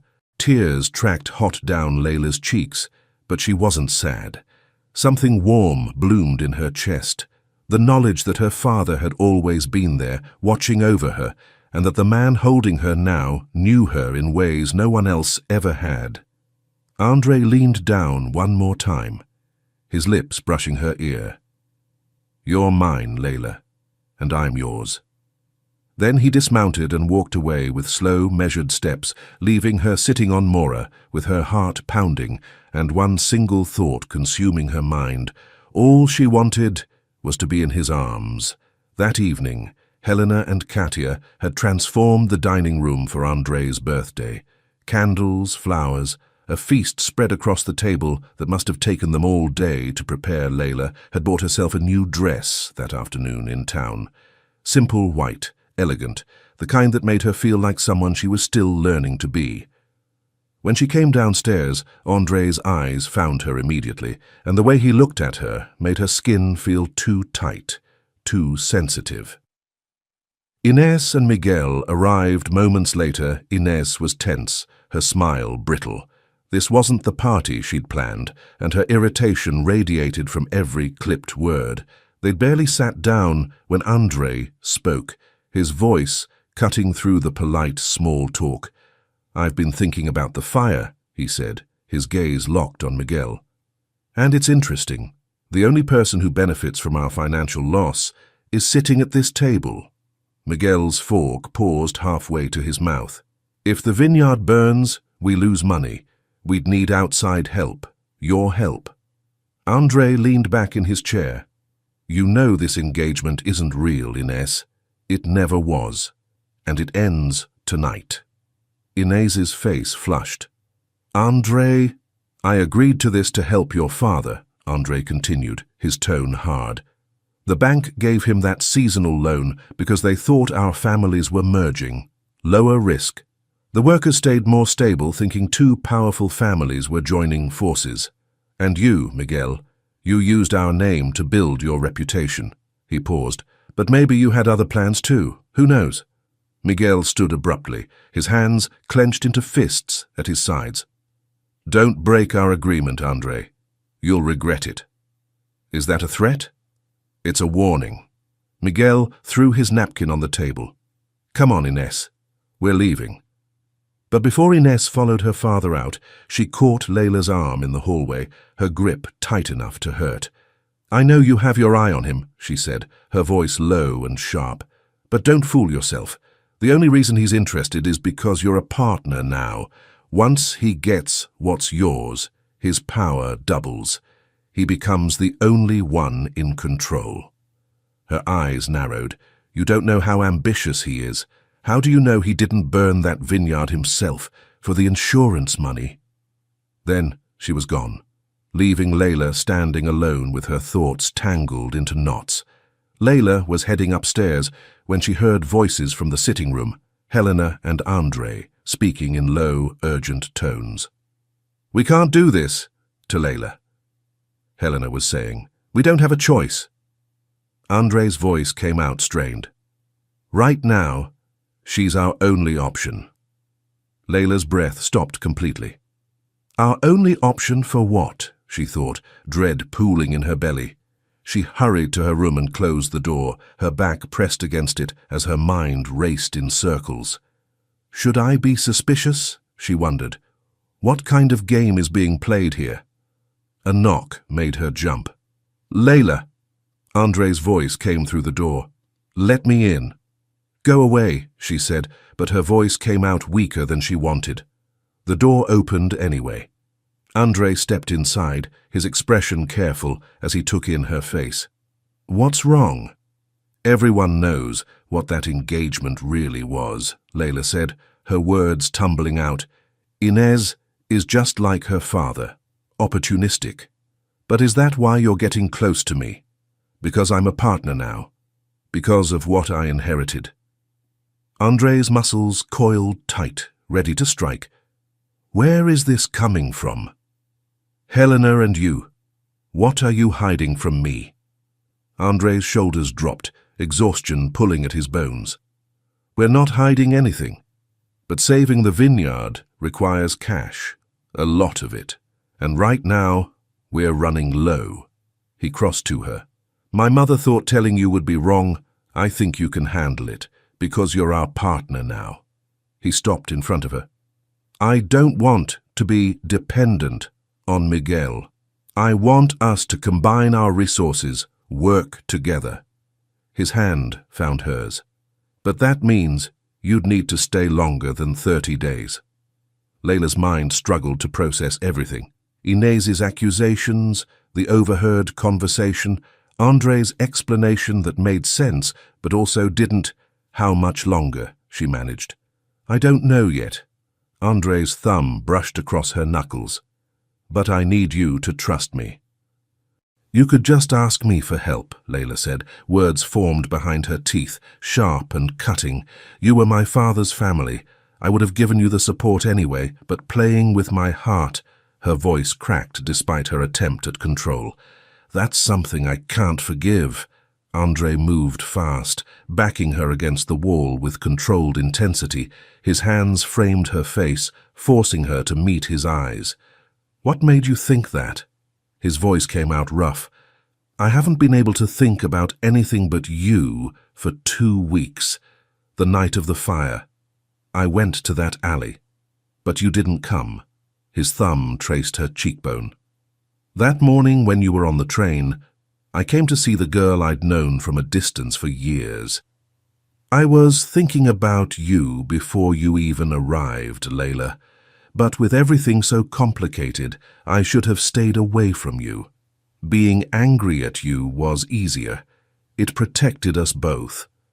He leaned closer. But everything's changed now. You feel it too. I know you do. Then he kissed her.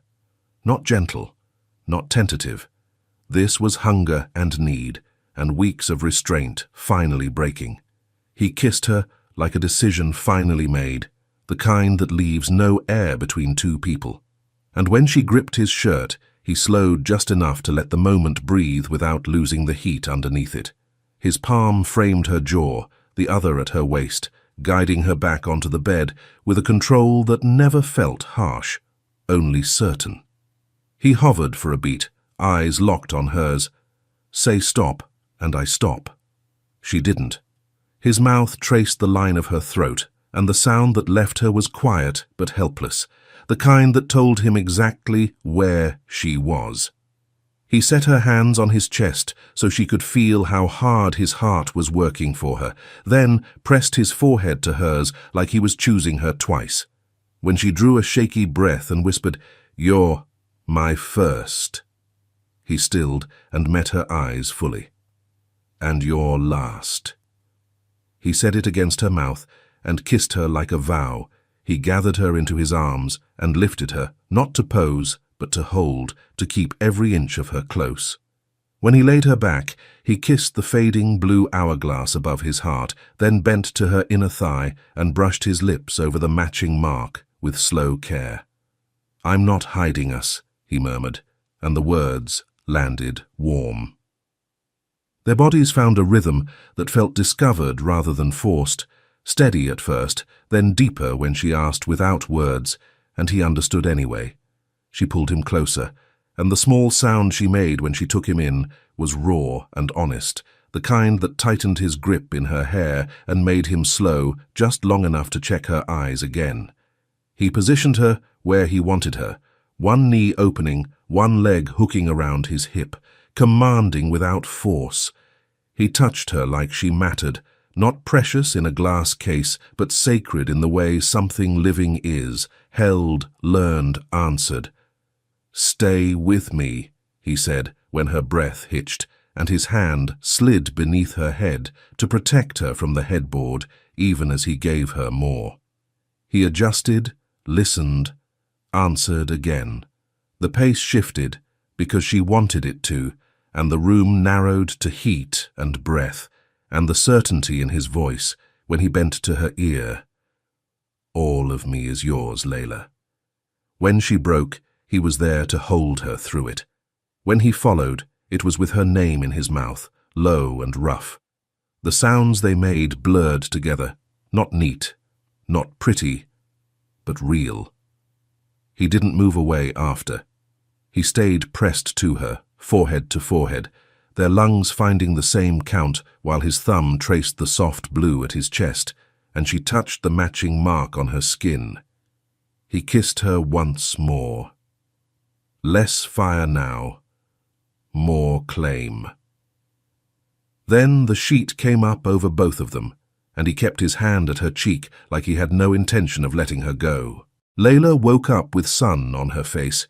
She didn't move right away, just lay there feeling Andre's chest rise and fall beneath her cheek, his arm locked around her waist, his heartbeat steady under her palm.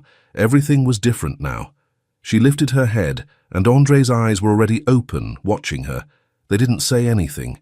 Didn't need to. His hand came up to cup her face, and Layla's fingers traced the glowing blue hourglass above his heart, the stamp she'd pressed there weeks ago in that dark alley, never knowing where it would lead. Andre's thumb found the matching mark on her inner thigh, brushing across the heart-shaped key. This is real, she thought, something warm spreading through her chest. Andre pulled her closer and kissed her forehead. "Morning. Morning," she whispered back, and it really was. They rode out that morning, Layla on Mora, Andre on Minya, heading up to the highest point on the property. Half the vineyard was still scorched black, but new vines were already pushing through the ash. Andre swung down first and helped Layla off, his hands staying at her waist longer than they needed to. They stood there looking out over the burned rows. "Are you sure about this?" Andre asked quietly. "Because I'm not just asking you to save the vineyard, Layla. I'm asking you to stay, to build something with me." He turned to face her. "I need you to really think about this, head and heart. I don't want you feeling trapped." Layla looked at the burned vines, at the workers moving through the rows below, at the villa where her father had lived his whole life. "I'm sure," she said, smiling a little. Andre's hand found hers, their fingers lacing together. "I want to stay," Layla said. "With you. I want to know my father through this place. I want to try making a life here." She squeezed his hand. "And I'm not staying just for the vineyard. I'm staying for you." Their foreheads pressed together, and Andre's eyes closed for a second, relief washing over his face. He knew, Layla realized, her throat going tight. Francis knew exactly what he was doing. "He brought me here. He brought us together." Andre nodded slowly. "Then let's do this." Layla looked at him, steady and sure. "Let's go." A week later, Andre met with Miguel Castello in Francis's wine cellar office. Miguel was falling apart, hands fidgeting with his glass, sweat beading at his temples. Despite the cool air, Andre laid out everything he'd found. The man who'd set the fire had talked, given up names, explained exactly who'd hired him and why. Miguel had bet that burning them out would force their hand, leave them broke enough to accept his terms, let him take control. Miguel tried to deny it, but Andre cut him off. The evidence was solid, but there wouldn't be any police involvement, not if Miguel sold his shares to Layla, all of them, fair market value. Miguel was in the middle of protesting the price when the door opened. Layla walked in, and whatever Miguel had been about to say died in his throat. She'd changed over the past month. There was steel in her spine now, confidence in the way she moved. She crossed the room to stand beside Andre, and when she spoke, her voice was clear and absolute. "This is my land, my call. You tried to destroy what my father built, and you used your own daughter to do it. So here's how this works. You've got two options: sell to me, or Andre takes everything he found to the authorities, including the arson report sitting on his desk, waiting for my signature." Miguel looked between them, his gaze catching on something at Andre's open collar, the faint blue glow of a stamp. His eyes dropped to where Layla's dress had shifted, revealing a matching mark. Understanding hit him all at once. They were bonded. Truly bonded, Miguel sat back down heavily and agreed to sell. 3 days later, Layla found Helena in the garden, working on Francis's roses. "Can I help?" Layla asked. Helena looked up, eyes wet but smiling. "Please." They worked side by side for a while without talking, pruning and watering, until Helena finally spoke. "Francis would be so proud." Her voice cracked. Not just because you saved this place, because of who you are, because you chose to stay, because you love my son. Layla's throat went tight. Helena put down her shears and pulled Layla into a real hug, the kind that felt like coming home. "Thank you," Helena whispered, "for bringing life back here, for giving me something to hope for again." Layla held on tighter. "You're my family now." "Always," Helena said, pulling back to hold Layla's face in her hands. "Always, Minha filha, my daughter." The terrace at Layla's villa looked out over Costa Bella's vineyards, fully rebuilt now and thriving in the sunset. Layla sat in Andre's lap, her back against his chest, his arms wrapped around her while they watched the sky turn orange and pink. 7 months pregnant. Married 6 months ago in a small ceremony with Helena, Katia, and the workers who'd become family. Behind them, her Pilates studio was quiet. The last prenatal class had wrapped up an hour ago. Business was good. Life was good.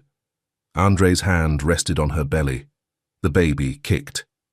"There she is," he said against Layla's temple. Layla put her hand over his, and they felt their daughter move together.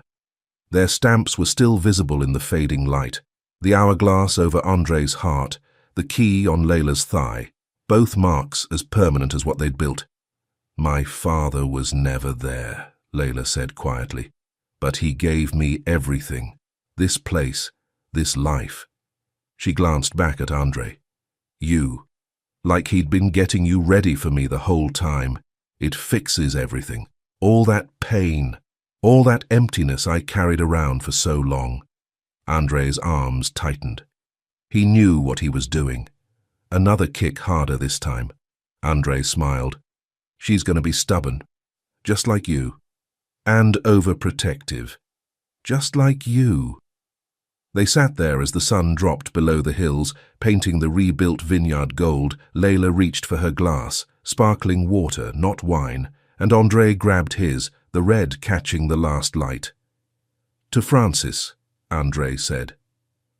"To Francis," Layla echoed, "and to finally being home." Their glasses clinked softly, and as dark settled over Costa Bella, they stayed wrapped up in each other, watching stars appear one by one over the land that brought them together home.